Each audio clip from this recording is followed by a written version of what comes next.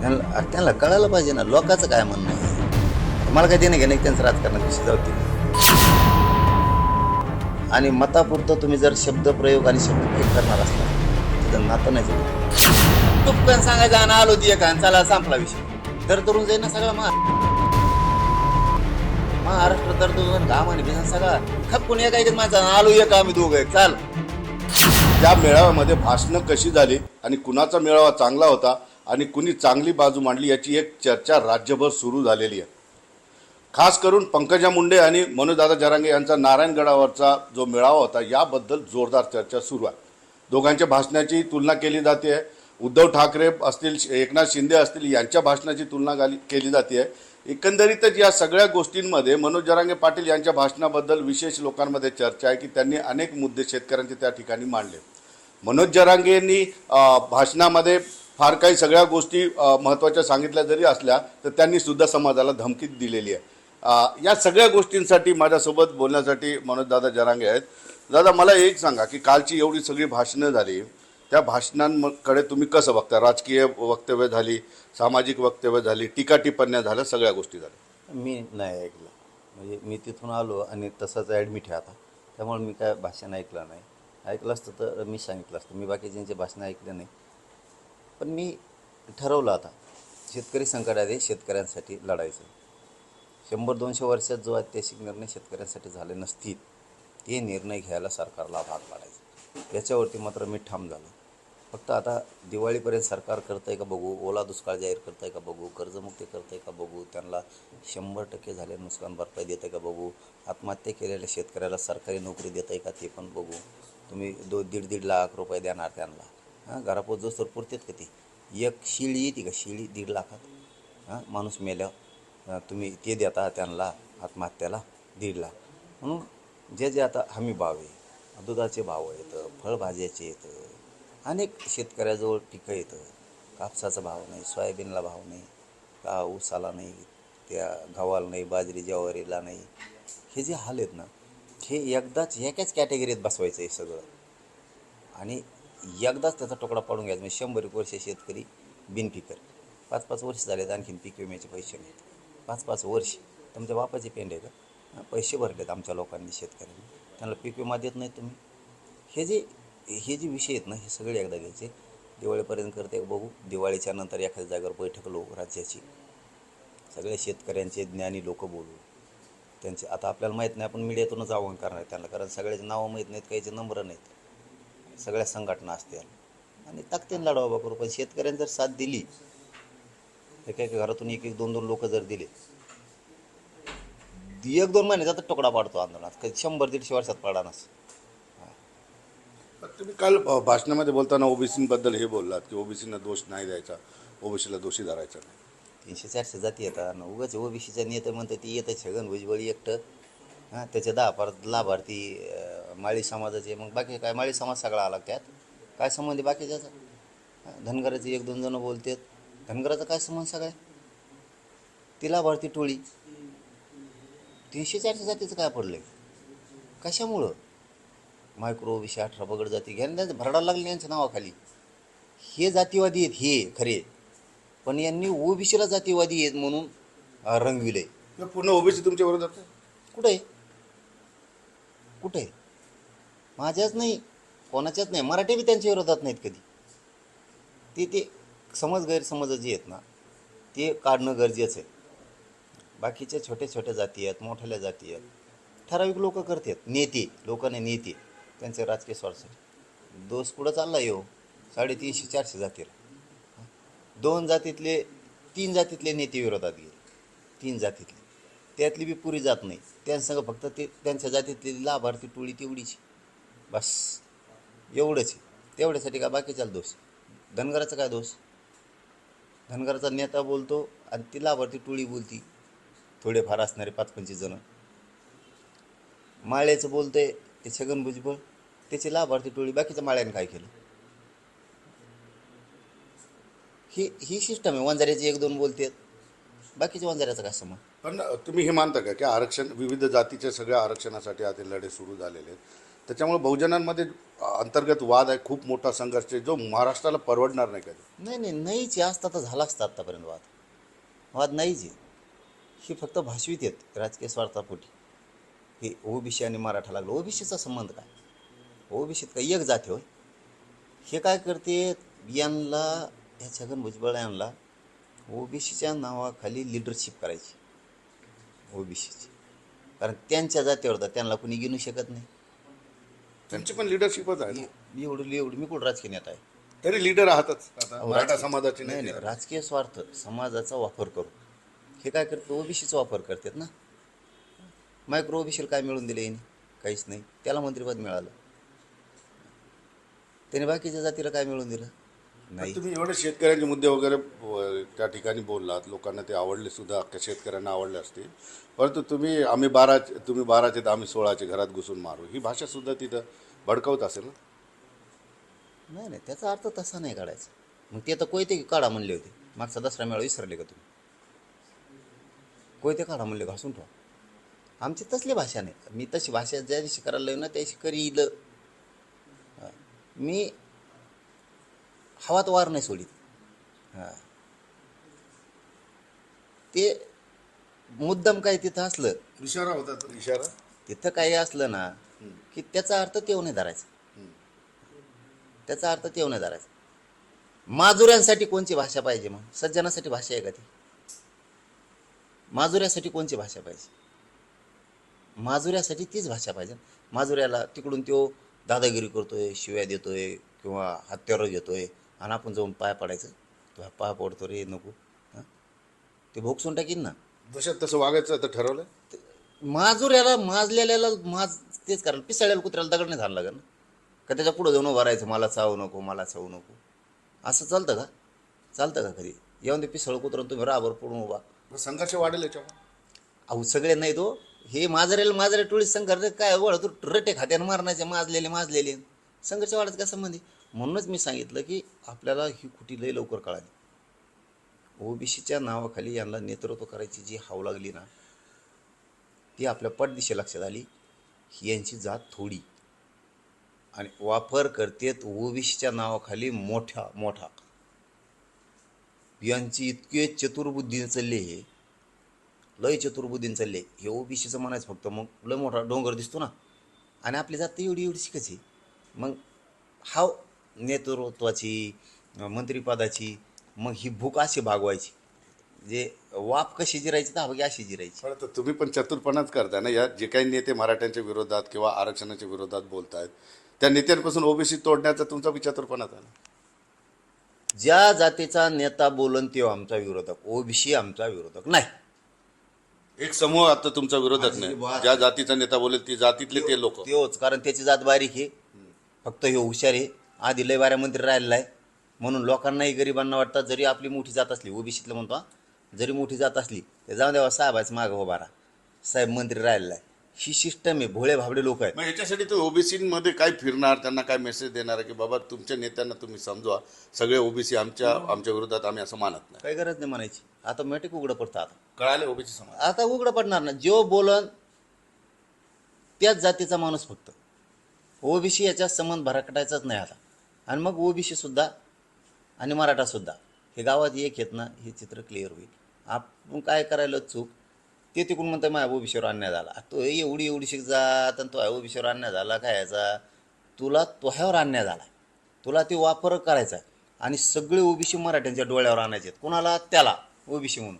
त्यांचं काही म्हणणंच आता ते नाही. होऊ द्यायचं नाही तुम्हाला. ओबीसीचं म्हणणंच नाही ना आमच्याविषयी काही. ते म्हणजे गरीब मराठा आरक्षण मिळालं पाहिजे आणि मग हे ओबीसी का म्हणतो. आता तसं नाही जोडायचं. हा, आता तू माळ्याचा नेता, ते बी थोड्या पुऱ्या नाही. हा, तू लाभार्थ्या माळे जेवढे आहेत तेवढ्याचाच नेता. तू बाकीच्या माळ्यानं काय केलं आमचं? तू लाभार्थी वंजारीचाच नेता. हां, तू बाकीच्या वंजारीनं काय केलं? तू धनगराचा लाभार्थी धनगराचाच नेता. तू ओबीसीचा नेता नाही. आणि धनगरानं काय केलं आमचं? बाकीच्या धनगरांनी. आता जो नेता बोलन ना त्याची फक्त लाभार्थी टोळी आणि तेवढी त्याची जात. आता 2 जाती आता. हां, पण जे काय आरक्षणाच्या सर्वेचा विषय आलेला आहे की तो इंग्रजांच्या काळातला होता, तो तुम्ही म्हटलाय की आपल्याला गुलाम म्हटले, असे आरोप वगैरे केलेले आहेत. तर हा वाद करणं गरजेचं आहे. कळायला पाहिजे होतं ना. मी केला का? मी बोललो का? त्यांचा ना काही संबंध बी नाही कधी. काय गरज आहे बोलायची? हां, लोकराला असं लोकांच्या मराठ्यांच्या पोराला असं हे नेणार का? मराठीचे लोक सहन करणार का स्वाभिमान घाण ठेवून? तुम्ही घेतलं आरक्षण, आम्ही बोललो तुम्हाला. तुम्हाला इंग्रजांनीच दिलं, तेव्हा कुठं स्वातंत्र्य होतं? इंग्रजाचे जनगणनेवर मंडल कमिशननं दिलं ना, तेव्हा कुठं स्वातंत्र्य होतं? अर्धे कायदे स्वातंत्र्यापूर्वीचे आहेत, मान्य आहे तुम्हाला? मग त्याला काय उत्तर आहे तुमच्याकडं? आणि तुम्ही तर कोणाला म्हणता आम्ही तुमच्यासारखे दिसतो? कोणाला म्हणता? बंजारालाच म्हणले आम्ही तुमच्यासारखे दिसतो. घेतलं आरक्षण त्यांचं, त्याचं काय करायचं? ते कोणत्या अफगर होता देव बादशाह अफगर भाई. हा अफगर भाई आपले याचे राजस्थानचे महाराणा प्रताप साहेबांनी अच्छा तुडू काढले तिकडं. महाराणा प्रतापांनी तुडू काढले. इतके हाणले अकबर बहीण ते सगळे तिकडं मरणाचे रेटले. आणि हे तिथं अकबर भाई तिथं लेंड्या गोळा करायला होते, लीद गोळा करायला, कुठं शेण गोळा करायला उंटाचं हत्तीचं. तिकडं लावायला केलं येईनी महाराणा प्रतापामध्ये आणि त्या अकबरभाईमध्ये बादशाह अफगरामध्ये. जेव्हा मग बरं महाराणाने कुटिले आणि अकबर बहिणी कुटिले, पळली इकडं महाराष्ट्रात आले. इकडे येऊन आम्हाला शहाणपणा शिकायला लागले. काल पंकजा मुंडेंच्या भाषणामध्ये गोंधळ झाल्यामुळं त्या बोलल्या की भगवानगड माझ्यापासून तुम्ही हिरावला, आता भगवान भक्तीगड सुद्धा माझ्यापासून हिरावला. एक निराश दिसलं का? याचं उत्तर मी माणूस म्हणून सांगू का? त्या पोरीनं शहाण होणंच गरजेचं. तिने इथून पुढं तरी मराठ्यांच्या विरोधात जाऊन तिचं राजकीय करिअर बरबाद करू नये यांचं आहे. छगन भुजबळचं आणि ते रक्ताने हात भरलेल्या पोराचं ऐकून तिला मराठ्यांनी खूप डोक्यावर घेतलं होतं. आणि कधीही मराठा समाज तिला डोक्यावर घेऊ शकतो. पण एक आरक्षणासाठी मराठ्यानं जर तू हिनवायला लागली आणि तू जर काही बोलायला लागली, तुमचा हा सल्ला आहे त्यांच्यासाठी? तर तिच्यावरती ही असली वेळ नाही आहे. सल्ला आहे तुमचा? कारण तिचं ती निराशपणा दिसला तुमच्या बोलण्यातून की भगवानगडावर तसं झालं, नंतर आता ते कोणत्या कोण गावात गेली तिकडं, हा ते कुठंतरी तिकडं तसं झालं. तुझ्या मागं जी ही लागलंय ना साडेसाती अशी, ही जर तुला परतून लावायची असली ना, तुला मराठाच सहारा ध्यानात ठेव.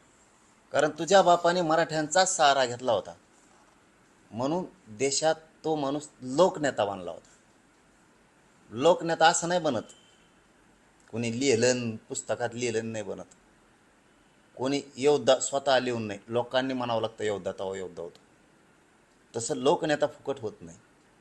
तू मराठ्यांचा सहारा घ्यायचा शिक, तर तुझ्या मागचे संकट जातील. नसता तुला इतके संकट उभा करणार तुझेच लोक आहे की त्या दिवशी तुला थारा द्यायला कोणीच नसणार आहे. कारण तू मराठी सुद्धा विनाकारण अंगावर घ्यायला लागली. तुम्ही माणूस म्हणून म्हटलं की माणूस म्हणून उत्तर देतो, मग तुम्हाला माणुसकी म्हणूनच हा सल्ला द्यायचा आहे की चला आपल्या बहिणीसारखी? नाही, हे बघा, तुम्ही इतक्या खालच्या दर्जाला जाऊन नाही बोलू शकत. नाते जोडायला तितकं शुद्ध विचारानं आणि प्रगल्भ विचारानं वागावं लागतं. डोक्यात राजकारण ठेवायचं आणि मतापुरतं तुम्ही जर शब्दप्रयोग आणि शब्दफेक करणार असला, तुझं नातं नाही जोडत. नातं अशा ठिकाणी जोडावं की ज्याच्या हृदयात पाजर फुटला पाहिजे गरिबांच्या लेकरांसाठी. काळजावर जिवारी वार होतील असे शब्द प्रयोग करणार आणि मग तुम्ही राजकीय स्वार्थासाठी नाते जोडणार, त्यात मी नाही वाढलो आणि वाढणार बी नाही. एकदा एखाद्याशी नातं जोडलं तर आम्ही पूर्णपणानं निभावणारे लोक आहेत. आणि कोणचीही जात, कोणचाही गुंड तुझ्या अंगावर येते, छातीवर घ्यायची धमक मराठ्यात आहे. पण मराठ्याच्या छाताड फोडायचा प्रयत्न केला तर मराठा उभा फाडितो. काल त्यांच्या सभेमध्ये वाल्मिक कराडचे जे आरोपी आहेत संतोष देशमुखच्या हत्यामध्ये, त्यांचे फोटोसुद्धा दिसले त्या ठिकाणी. आणि ते काय आपल्याला माहीत नाही, ते त्यांचंच हे सगळं. काय जैशी करणी वैशी भरणी म्हणतात, जसं तुम्ही पेरतान तसं उगणार आहे. अगोदर मराठ्यांची वाट लावायसाठी तुम्ही ही पेरणी केली, आता दिवस बदलले, मराठी एक झाले, त्याच्यामुळे मराठ्याचं कोणी काही करू शकत नाही आता. आता तुमचे डाव तुमच्यावरच पलटायला लागले. तुम्हाला शहाणपणाच्या भूमिकेतच यायचं नाही. तुम्हाला ते 5-50 माकडं आणायची ते कुंकडून तरी ते लिहित बसायचं फेसबुक ते काय म्हणते त्याला सोशल मीडियाला, आणि मग त्यातून लोक दात धरतात. मग लोक लिहिणाराला नाही, हे दोन आहेत ना यांनाच राजकीय करिअरमधून संपवा. लोक असं करतात. यांच्या डोक्यात किडेच जाय ना ते छगन भुजबळचं आणि त्यांचं ऐकून त्याला कोण काय करणार. हे स्वतःच लीडर आहेत, हे स्वतःच नेते आहेत ओबीसीचे, हे स्वतःच सगळ्या बहुजनाचे नेते आहेत. आणि हे पळते त्याचं धोतर धरून मागं आगीनगाडी केल्यासारखं ते छगन भुजबळच्या मागं. काय यांना कळतंय का यांची लायकी काय आहे त्यांची काय आहे. ते म्हणतं तिकडून मराठ्याला आरक्षण देऊ नका, हे म्हणतात मराठ्याला आरक्षण देऊ नका, मराठ्याला आरक्षण देऊ नका. अगं बाया देऊ नका, फुकणं उदास करून टाकीन सगळ्याचं. म्हणा देऊ नका आरक्षण. बरं, आता शेतकऱ्यांच्या समस्येला घेऊन उद्धव ठाकरे यांनी पण भाषणात काही मुद्दे मांडलेले आहेत, ते सुद्धा मोर्चा करणार आहेत. आता सगळ्यांनी शेतकऱ्यांच्या प्रश्नावर एकत्रित येणं गरजेचं आहे, राजकीय असतील सामाजिक असतील, आणि ते मोर्चासुद्धा काढणार आहेत. त्यांनी 50,000 एकरीची मागणीसुद्धा केली. तुम्ही त्यांना सपोर्ट करणार आहेत का? तुमचं काय म्हणणं? नाही, ते राजकीय विषय, पण विषय त्यांचा चांगला आहे. त्यांनी शेतकऱ्यासाठी लढावं या मताचा मी, आणि सत्ताधाऱ्यांना पण लढावं ना. विरोधक काय ते काय, शेतकरी विरोधकालाही मतदान करतो आणि सत्ताधाऱ्यांना पण करतो. शेतकरी अडचणीत सगळ्यांनीच उभा राहायला पाहिजे ना. आम्ही तर खूप ऐतिहासिक लढा उभा करणार निर्णय खूप, पण आरक्षण विषय सोडणार नाहीत. तेवकडे लागणार. आता हे तातडीनं संकट आले शेतकऱ्यावर म्हणून काय बोलायचं नाही का, म्हणून बोलायलो. मराठा आरक्षण मुद्दा मागं पडू शकत नाही. थोडा राजकीय प्रश्न विचारतो दादा, तुम्ही त्यावर बोलणार म्हणून. काल उद्धव ठाकरे राज ठाकरे एकत्र येणार की नाही येणार या उत्सुकतेपोटी खूप लोक मुंबईला गेले, पण काही घोषणाच नाही झाली. त्यांना कळायला पाहिजे ना लोकांचं काय म्हणणं आहे. आता मला काय देणं घेणं नाही त्यांचं राजकारणाचा विषय, जाऊ तिकडे. पण आहे ना लोकांचं म्हणणं, यायचं एक तिच्या यायला जे होईन ते होईन, काय एकदा यायचं एक. आपण एक नाही आलो तरी पडतो, आणि एक आलो तरी पडतो, पडतो झालं 15 वर्ष झाले पडत आहेत दोघं. ते पडत आहे हे पडत आहे, पण दोघाच्या मग गर्दी सारखीची तरी पडत आहेत. त्यापेक्षा एक येऊन पडता येईल काय त्याला. लोकांची तर इच्छा, त्याला जर डोकेच नाहीत दोघाला तर आपण तर काय करणार आहेत. आपलं काय करायचं त्यांचं ते राजकीय विषय. उगा तुम्ही विचारलंय म्हणून सांगितलं, पण त्यांनी राहीन लोकात म्हणून एकदा यायला पाहिजे दोघांनी. जे होईन ते होईन, त्याला काय विचार.